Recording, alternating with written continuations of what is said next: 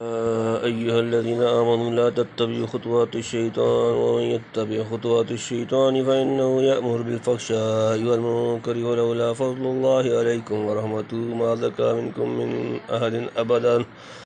ولكن الله يزكي من يشاء والله سميع عليم ولا يأتل أولو الفضل منكم والسعة أن يؤتوا أولي القربى والمساكين والمهاجرين في سبيل الله وليعفوا وليصفحوا ولا تحبون أن يغفر الله لكم والله غفور رحيم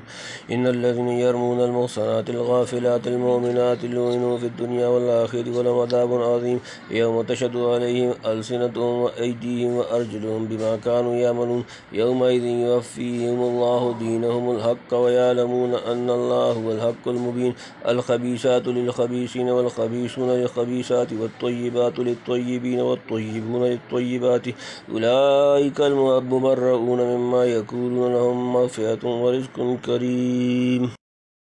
يا أيها الذين آمنوا لا تتبعوا خطوات الشيطان من يتبع خطوات الشيطان فإنه يأمر بالفحشاء والمنكر ولولا فضل الله عليكم ورحمته ما زكى منكم من أحد أبدا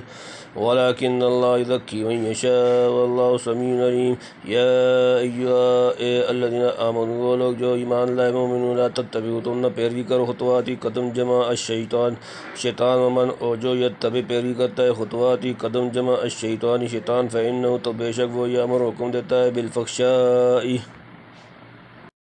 بے حیائی کا والمنکر اور بری بات ولولا اور اگر نہ فضل اللہ اللہ کا فضل علیکم تم پر ورحمتہ اور اس کی رحمت ما زکا نہ پاک ہوتا منکم تم میں سے من احد کوئی آدمی ابدا کبھی بھی ولیکن نہ اور لیکن اللہ یزکی پاک کرتا ہے من یشاء جسے وہ چاہتا ہے واللہ اور اللہ سمیع سننے والا علیم جاننے والا اے ایمان والو نہ چلو قدموں پر شیطان کے اور جو کوئی چلے گا قدموں پر شیطان کے سو وہ تو یہی بتلائے گا بے حیائی اور بری بات اور اگر نہ ہوتا اللہ کا فضل تم پر اور اس کی رحمت تو نہ سنورتا تم میں ایک شخص بھی کبھی لیکن اللہ سنوارتا ہے جس کو چاہے اور اللہ سب کچھ سنتا جانتا ہے یعنی شیطان کی چالوں سے ہوشیار رہا کرو مسلمان مسلمان کا یہ کام نہیں ہونا چاہیے کہ شیاطین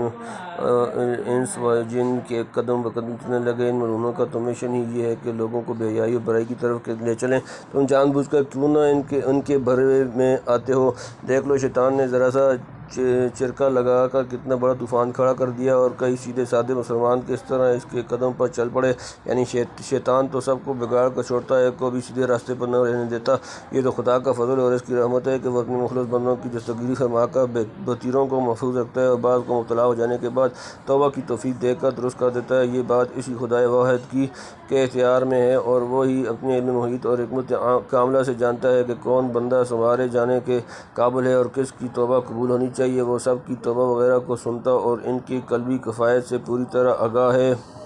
ولا يأتل أولي الفضل منكم والسعة أن يؤتوا أولي القربى والمساكين والمهاجرين في سبيل الله وليعفوا وليصفحوا ألا تحبون أن يغفر الله لكم والله غفور رحيم ولا يأتل اور قسم نہ کھائیں اولو الفضل فضیلت والے منکم تم میں سے والسعة اور وسعت والے ان یؤتوا کہ نہ دیں اولي القربى قرابت دار والمساکین اور مسکینوں والمہاجرین اور ہجرت کرنے والے فی سبیل اللہ اللہ کی راہ میں وليعفوا چاہیے کہ وہ معاف کر دیں وليصفحوا اور وہ درگزر کریں الا تحبون کیا تم نہیں چاہتے ان یغفر اللہ کہ اللہ بخش دے لکم تمہیں واللہ اور اللہ غفور بخشنے والا رحیم نہایت مہربان اور قسم نہ کھائیں بڑے درجے والے تم میں سے اور کشائش والے اس پر کے دیں قرابتیوں کو اور محتاجوں کو اور وطن چھوڑنے والوں کو اللہ کی راہ میں اور چاہیے کہ معاف کریں اور درگزر کریں کیا تم نہیں چاہتے کہ اللہ تم کو معاف کرے اور اللہ بخشنے والا ہے مہربان حضرت عائشہ پر طوفان اٹھانے والوں میں بعض مسلمان بھی نادانی سے شریک ہو گئے ان میں سے ایک حضرت مستہ تھے جو ایک مفلس مہاجر ہونے کے علاوہ حضرت ابوبکر رضی اللہ تعالیٰ عنہ کے بھانجے یا خالہ بھائی ہوتے ہیں قصہ افق سے پہلے حضرت صدیق اکبر ان کی امداد و خبرگیری کیا کرتے تھے جب قصہ ختم ہو گیا اور عائشہ صدیقہ رضی اللہ تعالیٰ عنہ کی برات آسمان سے نازل ہو چکی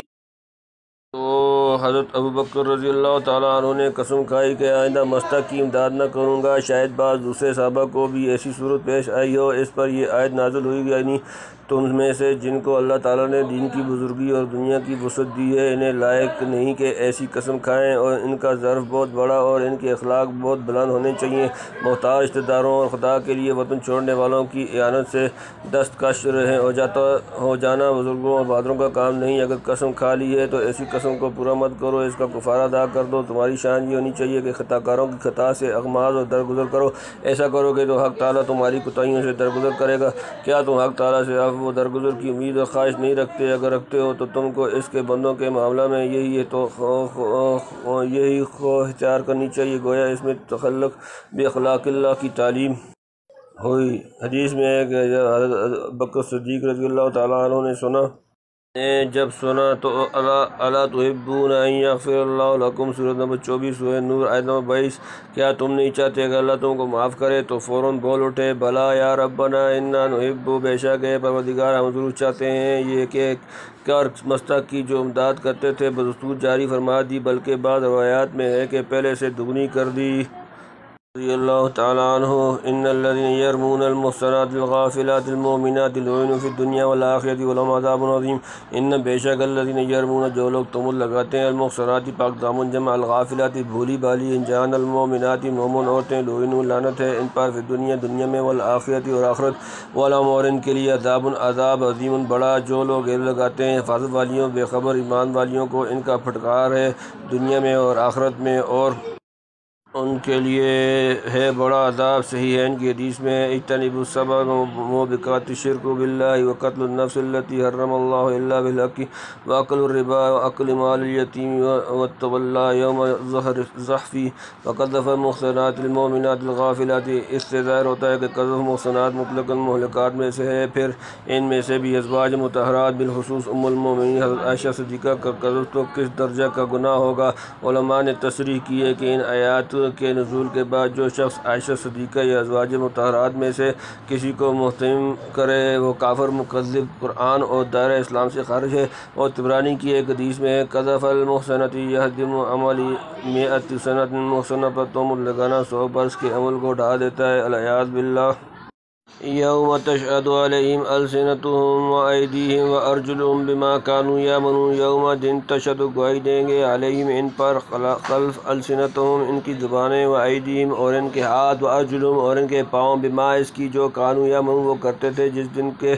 ظاہر کر دیں گی ان کی زبانیں اور ہاتھ اور پاؤں جو کچھ وہ کرتے تھے۔ یعنی مجرم منہ سے بولتا اور ظاہر کرنا نہ چاہے گا، مگر خود زبان اور ہاتھ پاؤں بولیں گے، اور ان میں سے ہر عضو اس عمل کو ظاہر کرے گا جو اس کے ذریعے سے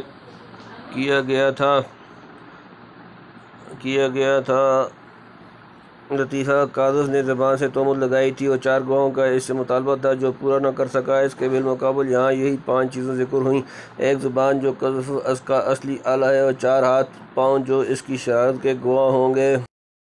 یومئذ یوفیہم اللہ دینہم الحق ویعلمون ان اللہ هو الحق المبین، یومئذ اس دن یوفیہم پورا دے گا انہیں اللہ دینہم اس کا بدلہ الحق کا سچ ٹھیک ٹھیک، ویعلمون اور وہ جان لیں گے انا کہ اللہ ہوا وہی الحق برحق المبین ظاہر کرنے والا، اس دن پوری دے گا ان کو اللہ ان کی سزا جو چاہے، اور جان لیں گے اللہ وہی ہے سچا کھولنے والا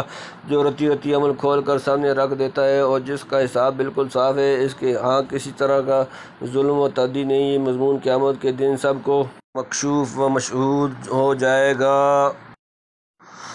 الخبیثات للخبیثین والخبیثون للخبیثات والطیبات للطیبین والطیبون للطیبات اولئک مبرؤون مما یقولون لهم مغفرۃ ورزق کریم۔ الخبیثات ناپاک گندی عورتیں، للخبیثات خبیثین گندے مردوں کے لیے، والخبیثون اور گندے مرد، للخبیثات گندی عورتوں کے لیے، والطیبات اور پاک عورتیں، للطیبین پاک مردوں کے لیے، والطیبون اور پاک مرد جمع للطیبات پاک عورتوں کے لیے، اولئک یہ لوگ مبرؤون مبرہ ہیں، مما اس سے جو یقولون وہ کہتے ہیں، لہم ان کے لیے، مغفرت